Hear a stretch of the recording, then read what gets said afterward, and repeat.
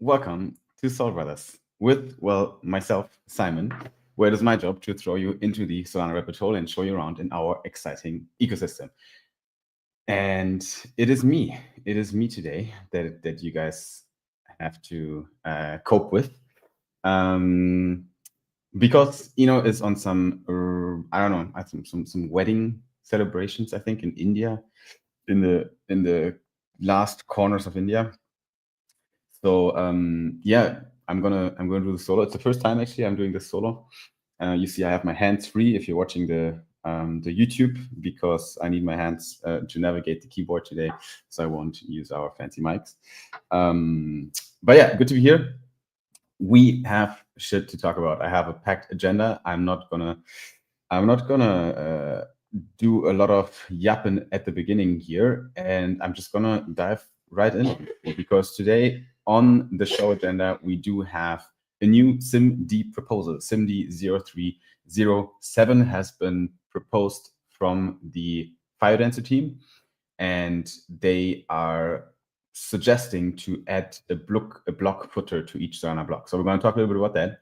And that's not the only infrastructure level Solana piece I got for you today. There is another piece of technology called Harmonic. And Harmonic is supposed to help the block building process and make it more efficient, more faster, and result in faster and bigger blocks. So that has been announced yesterday, and we're going to talk a little bit about that and take a look at it. So you get the TLDR on Harmonic as well. Brand new, just been launched yesterday. Today it's Thursday, the 6th of November. And yeah, we're covering the latest and greatest, and it doesn't stop there. We have a new AI shopping app on Solana called Dupe, and we found that is pretty interesting. So we're going to talk about it as well. Besides this, Aura, a project you might have seen around, has now launched a secret app. Besides that, we have a new crypto card on the Solana ecosystem that we can now use to directly pay from our Solana wallets, which has been launched from MetaMask. The MetaMask card is now integrated with Solana. Obviously, one of the big topics today is going to be what's happening in the markets, because today I'm alone, so I don't have to tell me when to stop yapping about prices. So I'm going to take a good look at the charts, and we're going to talk a little bit about what happened over the past week, because guys, it's been brutal.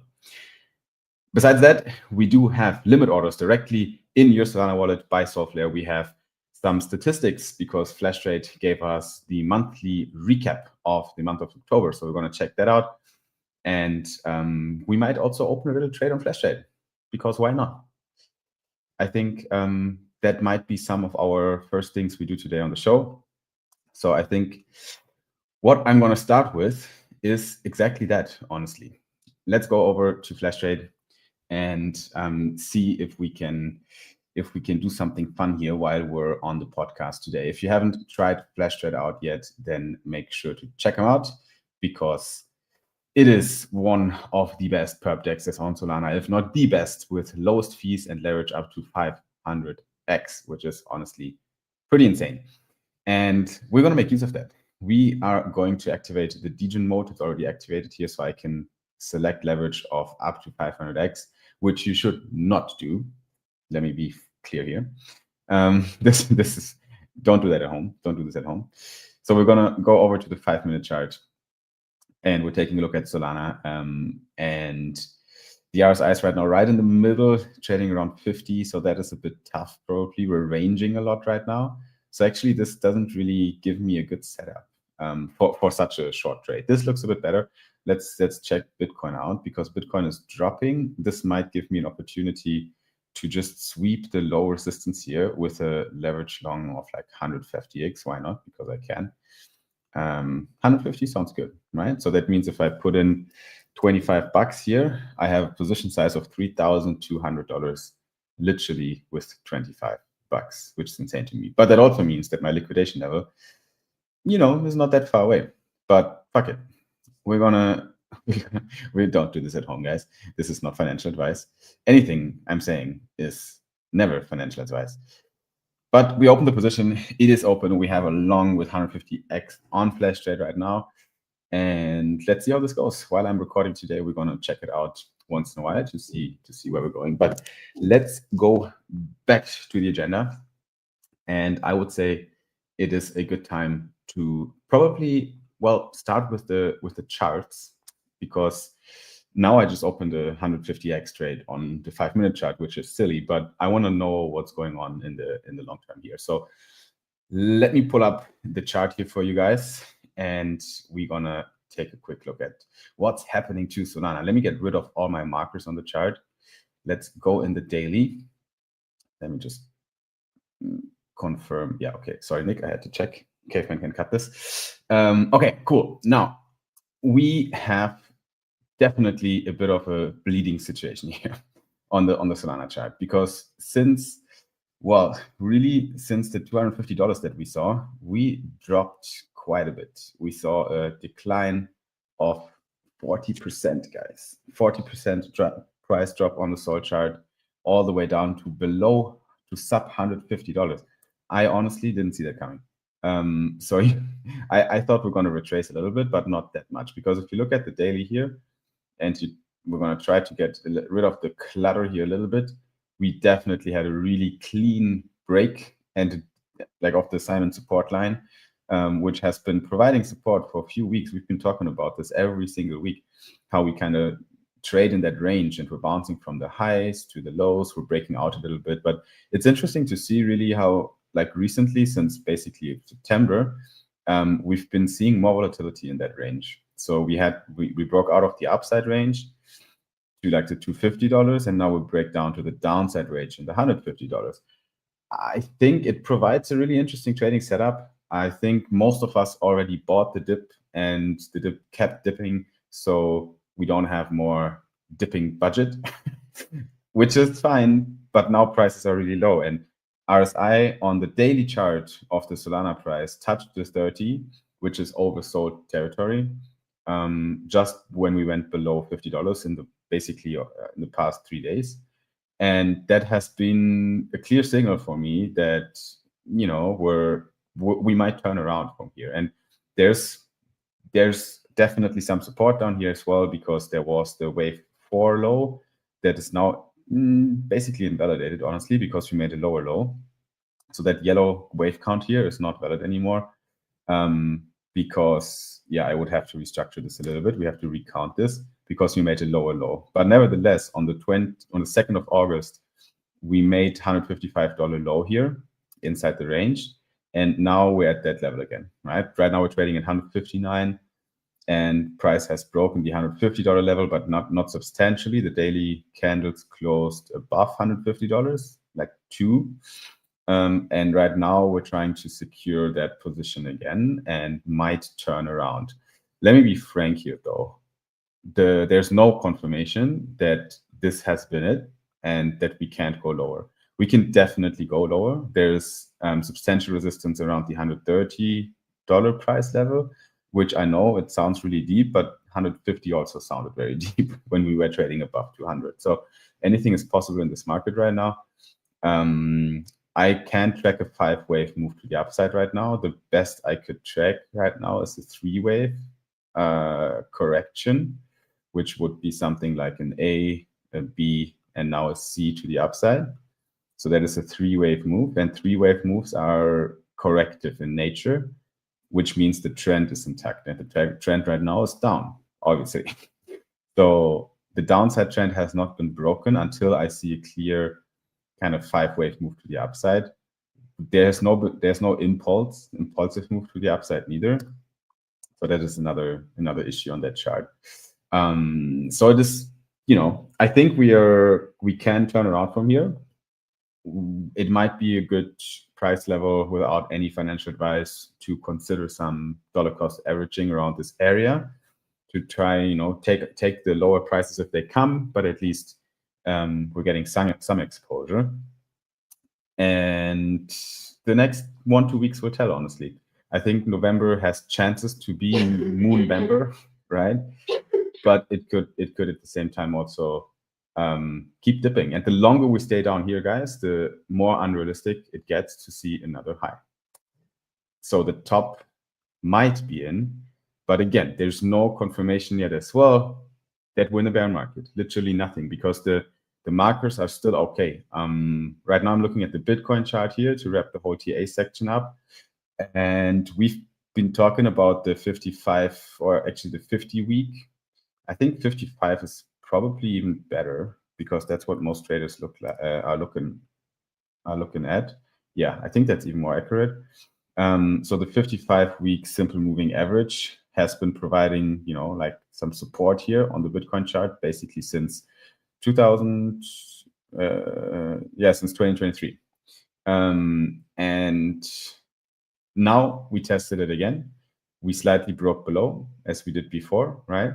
But usually that has been happened before, like at least a few times. You see a sell-off and you see a bounce from that level. You see a sell-off and you see a bounce from that level, and we see a sell-off and we might see a bounce from that level. Right now, the price is reacting to it. I think for Bitcoin, the $105,000 level, around that level is right now the first invalidation point for direct path down. That means if we break the 105,000 here, I think the chances become higher that we can move up from there. As long as we trade below that level, I do fear that, again, same with Solana, there might be another low because this as well is the same structure, A, B, C, right? Not a 5-wave move to the upside. So I need to see a 5-wave move to the upside that is complete and ends above $105,000. And then this scenario of the bounce from the 55 simple moving average becomes more realistic. So we can go up from there as we did before, and then we might also see a new, basically, yeah, a new high. One more thing to the Bitcoin chart.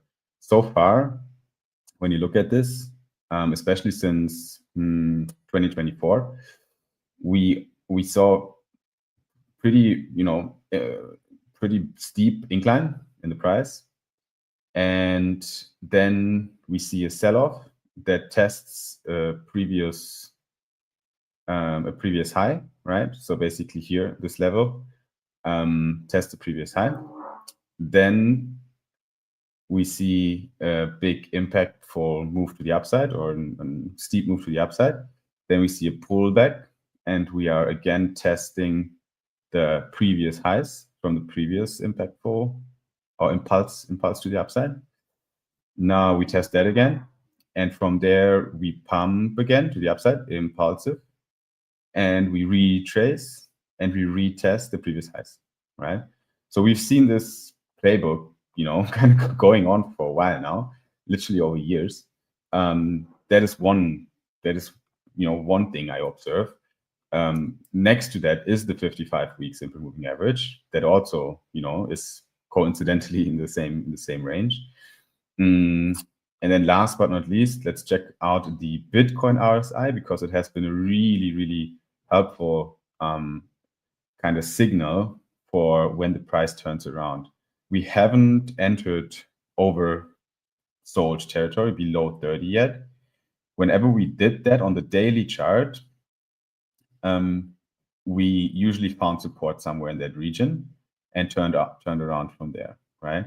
So I think we might see, that's what I say, like we need to either that's it, right? And we're already deep in the red right now, and the market is going to turn around.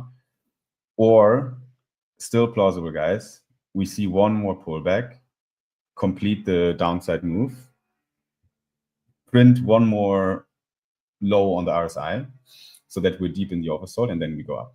Okay, so there's a few scenarios here, and as you all know, Bitcoin and Solana are quite correlated, even though this seems to be the Bitcoin cycle, because Bitcoin dominance is right now in an uptrend. But guys, there's a lot to unpack when it comes to the charts right now and to prices. Let's stop looking at the prices for now. Let's stop taking the TA too much time off today's EP. But I think it is important to zoom out a little bit. And again, here's some key facts, some TLDR from all this. The recent sell-off was definitely harsher than most people expected. Like it went down much more. There's no clear reason why it happened. Okay, I can't tell you. People always ask, why is the price dumping? It doesn't really matter. Just look at the charts and see what's going on. Again, we're still in an uptrend. The uptrend hasn't been the long-term uptrend hasn't been invalidated. I can't tell you that we're in a bear market yet. I would consider this more as long as the 55 simple moving average on the Bitcoin chart gets significantly broken.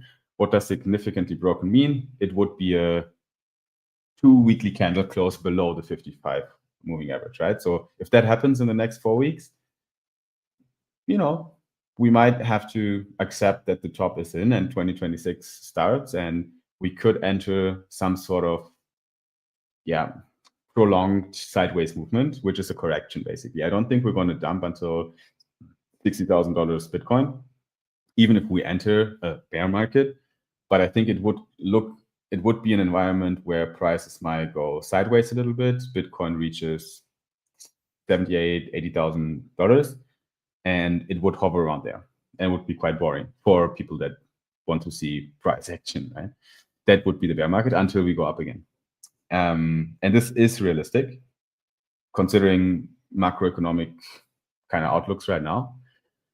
Just keep in mind, the Federal Reserve has been announcing rate cuts that will happen going forward in December, in 2026. Quantitative tightening, so basically the reduction of the balance sheet, is going to stop in December, which has been announced from Powell. What happens after is usually quantitative easing at some point, so that's to be expected in the beginning of 2026, which would mean money printing. And if you remember what happened last time we printed a lot of money, right? Usually that is good for risk on assets. But before these things happen, sometimes the market takes a dump and does a little correction. So, it is what it is. Let's take a quick look at our flash trade. Let's check out what happened. Oh, actually, it was a good opening. So that's what I say. Like, let's not pretend I know what I'm doing here, because you can't trade Solana on the 1 minute chart with a lot of strategy. It just doesn't work. But also, the price might pull back even further. But I think what you can do if you trade such small kind of time levels, the entry is crucial because you have a tight leverage, so you have to time the entry. You can't sit it out. So either it drops below and you have to stop. Actually, we should put a stop loss here somewhere. Let me put a stop loss. Let me put it to 102,655. And this is how easy it is on flash trade, by the way. So stop loss is set so that we don't lose the whole $25 if we break down here. But if my scenario becomes real, then this is the resistance right now, or the support, sorry, that has been provided here on these levels. That is support, and from here we go up. So yeah, it might work. It might work out, but we also might get stopped out here before the price turns up. This is like a very high risk trade here, okay? Anyway, back to topics. What are we gonna talk about first? I have a few, as I told you, we have a few important items that we wanna tackle on today's show. And when it comes to Solana updates, because prices are doing what prices will do, they go up, and after they go up, they go down, and vice versa. Get used to it. But on Solana, we keep cooking new things, and there's two big infra updates that I wanna run by you guys. And the first one is from Ansa, directly from Ansa, the company that has been spun up out of Solana Labs, really. So some of the core infra builders around Solana. And they've put out a Solana improvement document, a SIMD, with the number 0307, very technical. SIMD 0307 is proposing to add a block footer to each Solana block containing additional metadata about the block's producer. This ensures every block carries info on who made it and exactly when it started. So they posted this thread on Twitter, and additionally to the thread, you also have some further information about the whole SIMD 0307 on the GitHub. There's a GitHub repo where you can also, from Solana Foundation, where you can basically check out the full thing. And it should be probably also linked right here, the GitHub improvement, Solana improvement document for 0307. Now, when it comes to the actual announcement, what do we make of it? Well, first of all, these guys know what they're doing. Ansa has built the like a lot of core infrastructure when it comes to Solana blockchain. If they do something, it usually has a meaning, and there is a need for whatever the fuck they're proposing. Adding a block footer is basically a small tag at the end of every Solana block that would include key info about who built that block and when it was built. And this is basically helping us to be more transparent and making things easier to track historically. At this very moment, figuring out who produced the block and the exact timing relies on data that is usually temporary, so it's not on the blockchain, or it's rough estimates. So it's hard to analyze the history accurately. You know, just like some basic facts about when this block came to life, right? The footer would fix that by making such a system kind of built into the blockchain in a reliable and immutable manner. What exactly is in the footer? So you would have a super precise timestamp down to nanoseconds. So actually fucking super precise. Nanoseconds are, you know, they are very small. And this is one information you get. So a timestamp of when the leader started building that block. And you would get a user agent string that IDs the software used. For example, is it Agave on V3, or has it been Firedancer, or what software is being used to build that block? So everyone really would know the tools and versions involved and the timing as well. As I said earlier, why is this interesting? It adds transparency for devs and users, and it makes like the current manual setups to track this historical data obsolete. So, yep, definitely an improvement for Solana blockchain. I don't know what would really talk against this. I guess adding metadata could technically involve some additional costs. I think the community right now is open to it. I haven't heard any big critical statements. But we'll see. Usually there's a voting that happens from all the validators on a new SIMD, and if it's passed, then it will be implemented. That is SIMD 0307. But that has not been everything when it comes to Solana updates. Nope. Yesterday, we announced, actually on the Sol Brothers account as well, and various other accounts did the same thing. We announced something called Harmonic, bigger and faster blocks. And we made a video about it, but you also find the main post under harmonic_GG on Twitter. And yeah, guys, I think last time I checked the Harmonic account before we made this announcement, it had 100 followers or something. Now we announced that it's being launched, and now we're already at 2,100. So that is the power of the Solana Creator Collective, because a bunch of people like Sol Brothers as well made content about this, because we think this could be a really good upgrade for Solana infrastructure. And before we talk about what it really is, let me just tell you, if anything makes Solana faster and more efficient and brings us closer to being the home for all assets that are going to trade on a blockchain, why the fuck not? Obviously, you have to unpack a little bit what are the downsides of implementing things like this. For this, we would have to probably spend a whole episode to dive a bit deeper. But for now, I can tell you that Harmonic is backed by Paradigm. It replaces the current block building bottleneck with a coordinated aggregation layer that routes builders' proposals to validators in real time. So basically, it acts like a marketplace aggregator. It collects block proposals from multiple independent builders in real time and sends them to validators. And then validators can pick the best one on their own rules using a drop-in client that fits right into their existing setup without locking them in. So what sounds really fancy and technical is basically an auction marketplace, a bidding system that allows block builders to propose to validators that they are the best fit to build a block. And usually these guys compete on costs, right? So whoever proposes the best deal for a validator, where validators are making the highest rewards, that block will be built and validated by the validator. It includes custom policies for validators like maximizing MEV, which is extra value, maximum extractable value, extra value from transaction ordering. It will also set rules to include or exclude certain transactions and optional app-controlled execution, which is ACE for better app-specific ordering. It also has a smart scheduler that picks the highest value blocks that match your preferences. So I think, yeah, it can help the overall validator ecosystem, because usually tech like this can boost validator earnings. It can raise the network's speed and performance, which was what I initially pointed at, through basically a competitive marketplace where everyone needs to compete for efficiency. And this is really what we need, because these systems, if implemented correctly, they just run by themselves. They just make sense.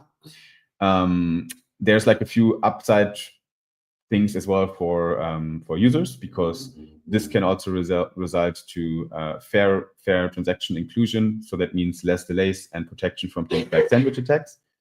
So overall, I think it makes Solana stronger. It keeps markets open, right?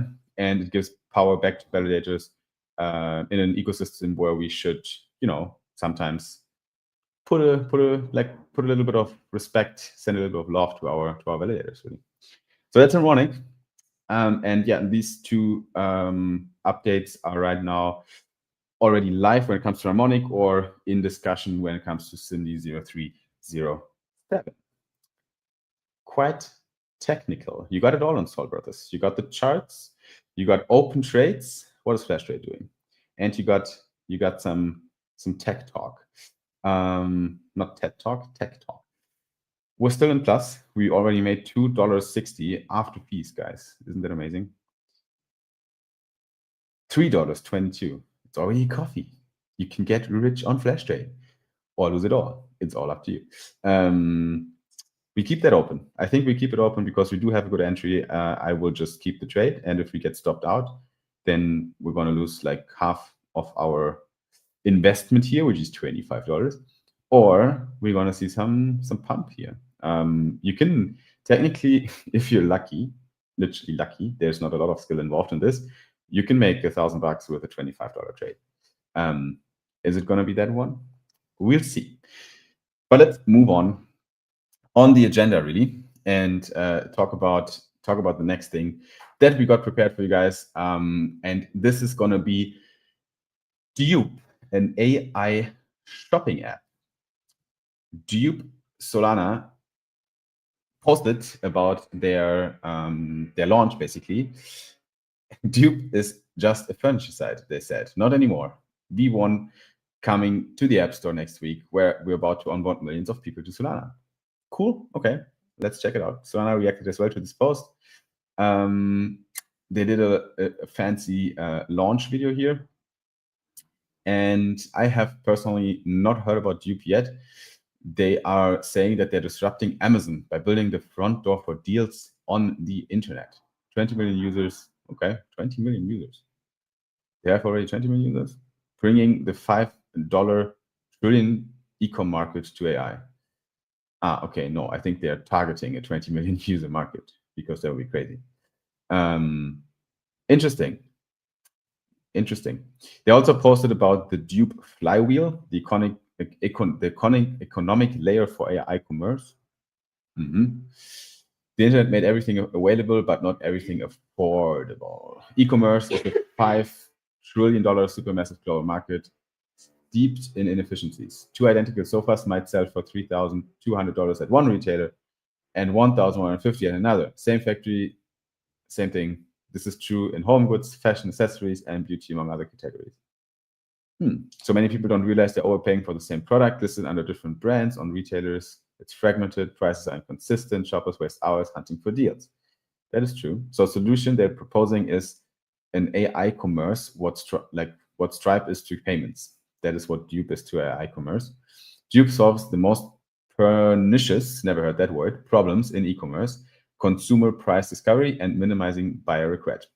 We find identical or near identical products across the web at incredible deals, okay, often 60 to 70 to 80% less than the product the shopper was just looking at, and it's working. Over the last 60 months, we've tested our infrastructure on 18 million shoppers, indexed hundreds of millions of products, and driven 75 million in GMV. GMV. I'll find out. With an average of 6% conversion rate, nearly 2 times the industry norm. Okay, here's what the broader industry data says. Yeah, interesting. Okay, I mean, I think they might be up to something, because they are solving a problem that is available for a lot of people in the internet, and definitely not only crypto people, but first and foremost the broader public, and just shopping, right? What requires a little bit of deep dive would be the dupe token and the dupe flywheel, because obviously we don't really know how a token fits in that. But okay, they lied. Okay, introducing the dupe token flywheel. Every part of the system strengthens the next. Okay, we don't need to unpack this in detail, but it looks like they basically are a deflationary token project. So they will burn token bias from certain events in their infrastructure, or they buy back tokens from shoppers, basically. Okay, interesting. Yeah, it could work if you guys can lift it off and get a bunch of users for this. Yeah, interesting. I think it's worth keeping an eye on these, on the guys at Dupe. I have personally not heard from there yet. They are definitely new on the block, but they seem to make some waves now. But they're not the only one that makes waves on Solana right now, because Aura is now available on mobile. Mining meets mobile. And yeah, Aura is definitely one of very interesting projects. They've been around for probably a year now, or even more. And now there's an app directly on the Seeker where you can use Aura today and mine no matter where you go, which is really cool. So I think they also got like a bunch of ecosystem shoutouts. I saw Matty from Colosseum talk about them on the timeline. We see, yeah, Matty says, it is incredibly bullish that HardaChat thought about yield. Oh, okay, they're just making fun of each other. And Toli is also fairly bullish on the project because he's been vocal about it, since a while. Yeah, I think I've personally never used it. I know let's break it down. It's a unique cryptocurrency built right on the Solana blockchain. Think of it as a mineable digital asset that anyone can create or mine using everyday devices like your laptop or phone. It's not like Bitcoin energy hungry mining. Instead, it's a proof of work system running as a smart contract on Solana's fast, low cost network. So it's a proof of work system on Solana. Definitely interesting. Aura adds a layer of proof of work for its own token distribution, and it creates a fair, decentralized way to earn Aura without needing massive hardware setups, which is, I think, one of the reasons why they took off so well, because everyone can mine Aura. Mining Aura involves solving simple math puzzles, which is usually how proof of work works. The same, I mean, not the same, but a similar system for Bitcoin. It happens with a user-friendly interface, or you can do it directly via the CLI. You connect to Solana wallet, pay a tiny fee to submit a challenge, and if your device finds the right solution, you claim rewards in Aura. So that's pretty cool. I think they launched in 2024 with a V2 with better tokenomics, and now they're still, fairly active, and now also on the Seeker. I think that's pretty cool. I think it is also an interesting way to onboard people to Solana, honestly, because this is fun. You can mine a cryptocurrency directly from your phone. I want my fucking Seeker. It is still in some location where I can't access it right now because I'm not there. I also want to know what Shimp Nosa is saying regarding the tokenomics of Aura. He says Aura has the best tokenomics in all crypto. That is a big statement. Negative net volume, more Aura leaving circulation than being minted. Okay. On-chain proof of work issuance, minute-by-minute rewards, stake boosted payouts. Yup, on-chain proof of work issuance. Unbelievable metrics for a less than 50 million market cap protocol. Okay, not bad. Yeah, $3,500 deployed each minute. $23,000 jackpot waiting to be grabbed. $200,000 revenue in the last 24 hours. Yeah, I've seen that around. I've seen that Aura is definitely fairly cheap compared to the stats they have, compared to other market caps from other tokens that don't have these stats. It's a Solana native token, protocol revenue sharing offering plus 20% APY, refining and buybacks favoring long-term holders, mining accessible to literally anybody. November. Guys, check out Aura. I mean, I'm intrigued myself. Maybe I should take a look, but just no time to fuck around these days. But I'd love to. I'd love to fuck around more. What else do we got, guys? Let's move on right to the next one. Let's not talk more about Aura. I want to talk about some validator discussions. We talked about validator upgrades. We talked about a new SIMD today. We talked about Harmonic as well, which should give some extra value and incentives to validators, or at least help them earn more rewards. Now, Solana's validator count is declining at a rapid pace, and it's a bit alarming because we are a decentralized proof of stake blockchain, and we want to stay as decentralized as possible because that's the whole point. Because when my friends ask me, hey, Simon, why is Solana tamper-proof? I tell them, well, there's a bunch of machines running the whole world and no one can take over the whole system because it wouldn't be economically feasible, or also it would make no sense, according to game theory, to spend so much money on taking over the system. But that only works if we are fairly decentralized. Now, early 2023, we had 2,500 validators. Today, we have less than 900. So that's a 64% collapse in decentralization. Is that alarming? Depends. Let's break it down a little bit more. While competitors are losing validators, Ethereum is doing the opposite. They have almost 1 million validators, the most decentralized secure network in crypto. New validators coming online every single day, billions in real economic activity secured by Ethereum. Other chains scale by sacrificing decentralization. Ethereum scales without ever giving up security, and that's why the world builds on ETH. Yeah, calm down, bro.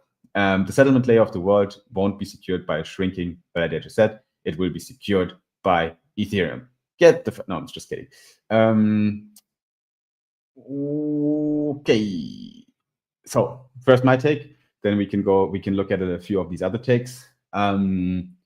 It is a journey, right? I don't think we need 10,000 validators securing the network. I think it needs to be sufficiently decentralized so no single authority or single power can take over the network and do malicious interactions with it. As long as that is the case, I think we're on the right way. Now, looking forward to, or just, here's the thing, like it got easier to spin up validators, but it got harder to keep them profitable.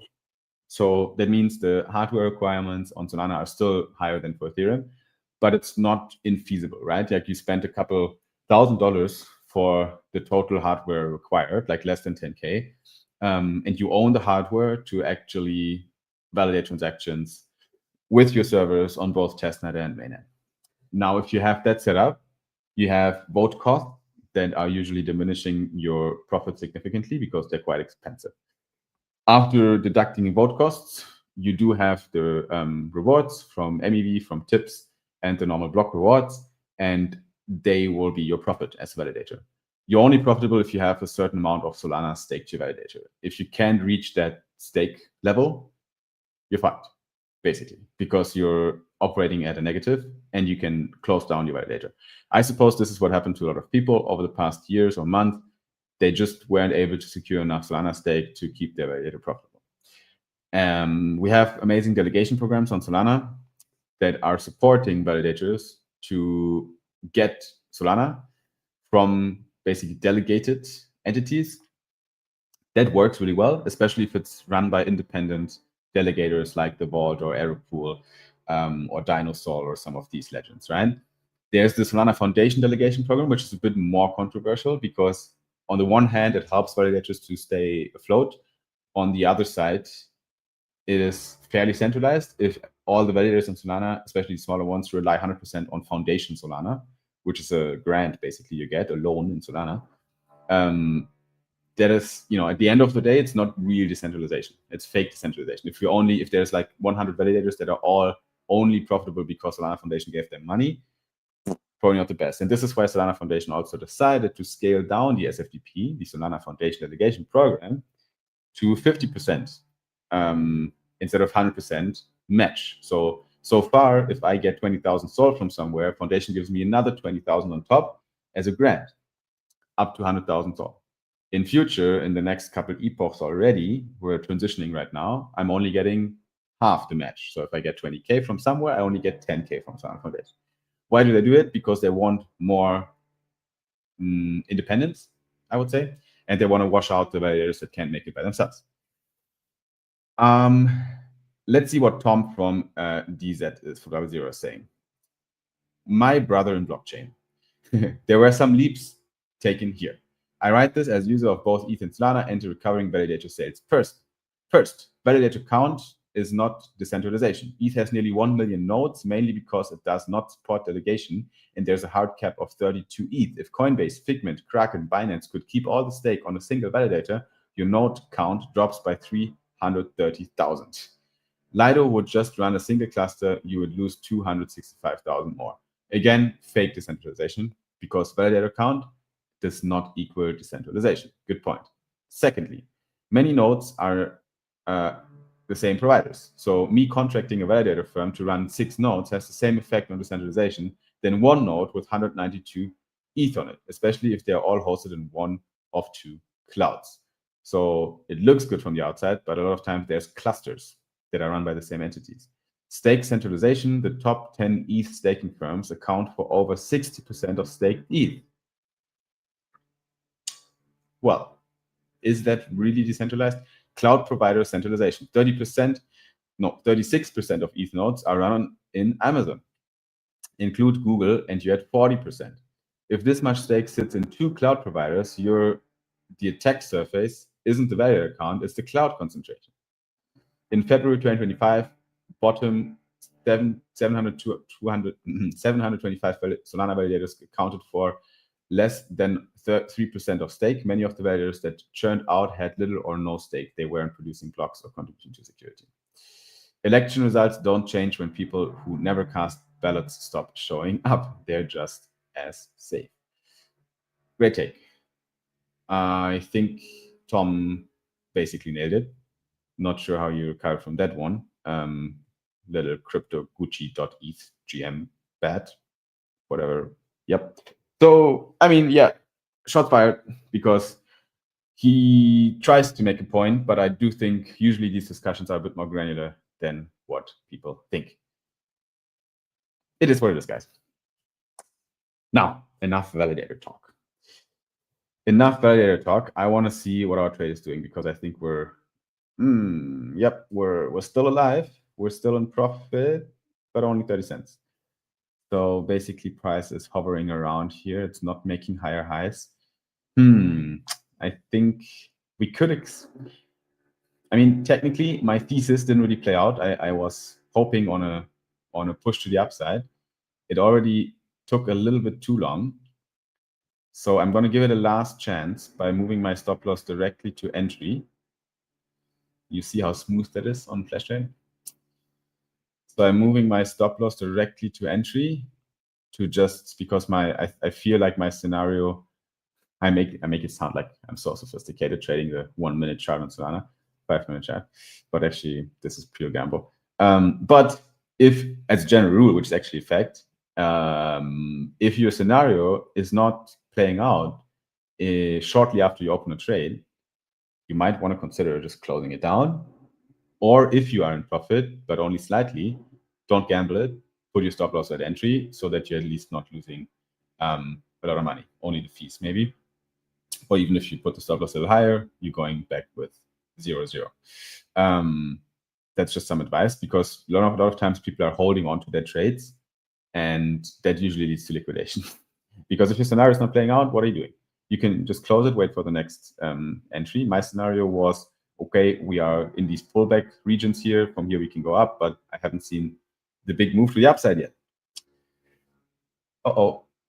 Okay, let's see if we're getting stopped out right now before we continue to the agenda. No, we're not. Maybe we are. Okay, let's look away. Let's not look at it. That usually helps. The odds. That makes the gods happy. Guys, we need to move on here. We have a few more items to cover. One of them is that markets are down, but Solana keeps building. And that, ladies and gentlemen, enough validators. I want to talk about some positive news. Solana posted themselves on Solana account. Don't be afraid of red candles. Red candles make the community. Don't be afraid of FUD. FUD creates community. Don't be afraid of bear markets. The best successes come out of bear markets. It's a good point, but then on the other side as well, if you get fucked, it hurts. Don't clip that. It can hurt. Depends how. Okay, don't clip that. So basically, there's like people always say, yeah, bear markets are okay. Like everyone is so positive about it. But I also want to, I want to acknowledge that it sucks if price go down because people are losing money. Some people are getting liquidated. Maybe you got liquidated. Maybe you have open positions right now that are underwater and minus, and it just hurts looking at it. So it sucks, right? It does suck. And we can't really talk it nice, I think. I mean, it sounds good to say, don't be afraid of red candles. Red candles make the community. I think green candles make the community. What is true, though, is that bear markets usually prove who can sit it out, right? And who was just a tourist checking out what's happening. And I think it is okay to wash out the tourists and keep the believers in. That's usually what bear markets are. And bear markets, it's almost like it kind of boils it down to the core community who is actually moving the needle, because these people stick around, the others leave, and then when the bull market comes, these people who stick around can benefit from it. But it can hurt a little bit. It can hurt. So yeah, let's see. I don't think we're in the bear market yet. As I said initially, we still have hopes to move higher. Now, talking of moving higher, Solflare is shipping relentlessly, and they introduced Solflare limit orders. Limit orders can transform the way you trade on Solana. Okay, let's take a look at that meme. We're looking at a meme right now where Daddy's coming into a room. Are you winning, son? Son is laying in bed with his cozy Solflare blanket. Yes, Dad, my limit order bought the dip.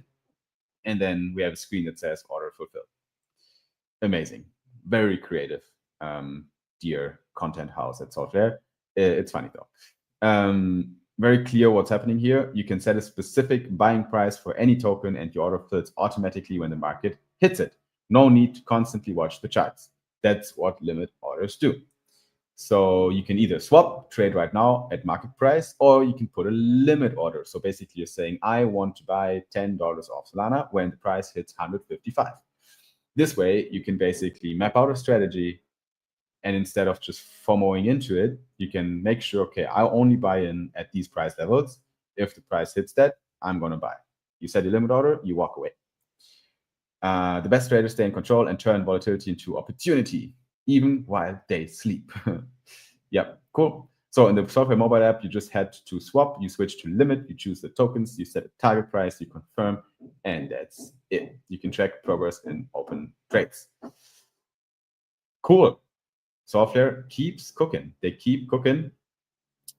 And another piece of news on the Solflare agenda here is that they joined Monkey Foundry, which is basically the Monkey DAO startup program. So Monkey has Monkey Ventures. They invest in startups as well. And Monkey Foundry is considered to be an incubator, like for early projects that can join Monkey Foundry. They can apply, and yeah, you can then get some strategic advice from all the people that are working with Monkey Foundry, including Solflare. Solflare is a key partner to help projects grow, and they just partnered up with Monkey Foundry. Monkey Foundry was built with Monkey DAO before, That's maybe what you're used to. And yeah, they will support early stage founders through wallet infrastructure, technical expertise, and ecosystem reach. You got to give it to Solflare. They just keep working with the Solana core community a lot, which is something I really appreciate. Another thing I appreciate is that SNS and .sol domains are now live on Orb. Orb.helios.dev. We talked about this last week. It is a new Solana Explorer that is actually really neat. You can check it out yourself by going to orb.solana.helios.dev. And now you have .sol domains right in the Explorer, so you can search wallet activity by name and view all .sol domains tied to wallet in one place. So that's really cool. We have a little explainer video here as well, where you can see how that works. So you can basically just search for any .sol domain. Wallet not needed .sol. That's a great domain, not gonna lie. And yeah, then this is like, you can basically just, instead of copy pasting pub keys, you can use that. And you can also see what other domains this user holds. This guy has fucking endless amounts of .sol domains here in that video that we're watching. so that's great. Yeah, one thing I wanna shout out to SNS is that they are really well integrated in the whole Solana ecosystem, which is important for domains. That's the whole point, right? You wanna extract away the pub key everywhere, literally everywhere where you have consumer apps. We want to see .sol domains. That'd be great. I think that's the future SNS is envisioning. And yeah, with Helios and orb.helios.dev, you can now find your .sol domains over there as well. But that's not everything I have for you from SNS. We can also take a look at some stats directly from SNS here, because registrations were really busy. More .sol names in the wild. We have 7-day statistics of SNS where they did $22,000 of secondary volume. So a lot of domain sales happened in the last 7 days. 200 sales, actually, to be frank. We also have more than $200,000 of registration volume. So a lot of new domains as well were spun up. $180,000 in domain value for free coupon claims throughout all their marketing campaigns they're running, and more than 9,900 or 9,700 registrations of domains. So definitely shout out to the activity on the .sol network. Top sales is Gengar.sol, no idea what that means. $15,000 for that domain. Snowden.sol, interesting, 1,700 USD. Or 421.sol, because you can also just type in a number. Interesting. The most volume was made in the Gen 1 Pokemon category, which is a new category on SNS for domains. And if you fancy some more stats, I can give you some more stats, because when it comes to the Flashtrade ecosystem, I'm wearing my merch right now, by the way, with the old brand here. But the new Flashtrade logo looks like this. If you look in the video, you see it. And we have the monthly report from Flashtrade for October 2025. To give you the TLDR here, we have more than $400 million of monthly volume. We have more than $400,000 of liquidity pool P&L. So more than $400,000 were paid out to LPs. Total fees earned in USDC are $280,000, and FAF stakers got $40,000 worth of revenue shared with them. And another 40,000, the other half, went to the protocol for operations. Now we have 650 million total FAF staked, which is really, really good. Margin Engine v2 is going to be a wild update. It is under construction right now. I believe we might see it this year. Let's see what Breakpoint brings, but latest early next year.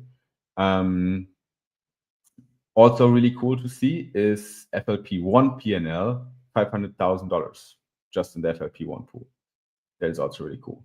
And 10 million of FAF tokens have been paid out as Epoch Awards in October to people that staked their token. Another thing worth mentioning, Flashtrade also added Meteora, obviously, to leverage trade, and DoubleZero on day one, and also Zcash. So we can also trade Zcash now with 50x leverage directly on Flashtrade, which is also really cool. Last but not least, Another small news from FlashTrade, they welcome Allee Labs, which is a specialized research lab in DeFi. They're doing a lot of strategic advice for companies. They're doing data science, analytics, and risk management. They've been around since 2023. And I think these guys are now also one of the bigger liquidity providers for FLP1, which is great because more liquidity in the liquidity pool means also better trading experience, because you need liquidity to open leverage trades on the platform. That's how the peer-to-pool model works. Yep, guys, I think we ran through most of the agenda and covered the most important points here. I think we can take a final look at our trade here and see, oh, actually, we're out. I think we out. We got stopped out. We lost $1, guys. Oh no, don't trade with 150x, ladies and gentlemen. I could have also left it open because price might turn back to the upside, but it is a bit too tricky. Maybe next time we're gonna be more successful with our leverage trade on FlashTrade, because we're gonna do it hopefully in the next episode as well. So this is it for today, guys. I hope you got the TLDR and the most important bits and news from the Solana ecosystem and the past couple of days. Make sure to stay with us, subscribe to the YouTube channel, make sure to follow us also on Twitter if you don't do that yet, because if you're not following us on Twitter, then what the fuck are you doing? Also, you can definitely also check out FlashTrade yourself if you want to trade on that platform. Let me give you a little nugget here. You can use the referral link, which is basically flash.trade/referral equals bro with a question mark before the referral. And that link will give you some extra VP, if I'm not mistaken, some voltage points if you sign up to that link. All you have to do is basically log into FlashTrade for the first time with the Flash wallet using our link, and you will then register to FlashTrade by clicking a button on their token page, and then you're in, and then you can open your trades, you can accrue voltage points, and that will help you to get a revenue share every single epoch, and you can even stake some FAB. So shout out to FlashTrade and use the flash.trade/referral equals bro code if you want to be a bro trading on FlashTrade. Guys, thanks for joining. I'll see you at the next one, and you have a good rest of the week. That's a cut. Okay, guys, we're still live here. I see that. I can't interact with you, ladies and gentlemen, here when I'm talking and yapping for the episode, because I don't want the podcast listeners to be disturbed by me talking to the community. I see Cryptominator Musk. He's been in our comments a lot recently. Bro, you're literally spamming our, I love it. You're spamming our comment section. I don't even know what you're saying. It's a lot of text here. Sorry for my English. That's great. Cybers is as well in the stream, I think. Thanks for posting, buddy. Appreciate it. Will McFletcher, way too long. Help me, my familia. Need to make it all back. Strong support at $8. It's true, bro. It's true. There's very strong support at $8. Nick says good stream. That's great. Yeah, I hope it worked. Yeah, thanks, Nick, for keeping the screen share ready. I'm not used to it yet to stream alone because I think I never did it. So I had to, my screens were a little bit all over the place. I have a 2-screen setup right now to make this work. But yeah, maybe a little bit more prep myself that I could do to make these run smoothly. But also, I'm not going to do a lot of solo streams because there's a brother from another mother that is missing right now, which we miss him. Yeah, thanks, Nick. Appreciate it. Guys, Nick is our quant. Basically, yesterday I did the recording with Vibu. Make sure to check that episode out. We're gonna launch it hopefully on tomorrow. And he was like, when I talked about his background story, and I went through all of my notes basically that I got from our quant Nick. He was like, bro, like, how do you know all this? Like, why is this all public information? Or like, how do you get your hand there? I'm like, bro, like, we have a quant. He knows everything. Like, you don't want me to open the special box. So it was actually, it was very positive. So yeah, Nick says, oh, thanks, bro. And Soul Brother says, Nick's the best. I don't know if that's Unique, who basically gives yourself compliments, or if it's actually Boop, who's also the best. I don't. Yeah, you guys confuse me. Cool, guys. Let's wrap it up. I would say. I'm sad I lost $2 on Flash Trade, but it happens, guys. It's a hard time. It's a tough time. Stream, thanks for joining. Was a pleasure to host. And yeah, I'll see you at the next one. Let us know, comment, interact with our post a little bit more on Twitter. Comment and let us know what content is good, what you like about content, what other things you'd like to see, because we're still, we're still fucking around to find out. And it's going really well. Like, we're growing our accounts really, really good. We have a lot of fun here. We get some good deals. We have great sponsors. So it's great. But, feedback is always appreciated. So thanks, guys. Appreciate you. Love you all. And I'll see you at the next one. Bye. Have a good day.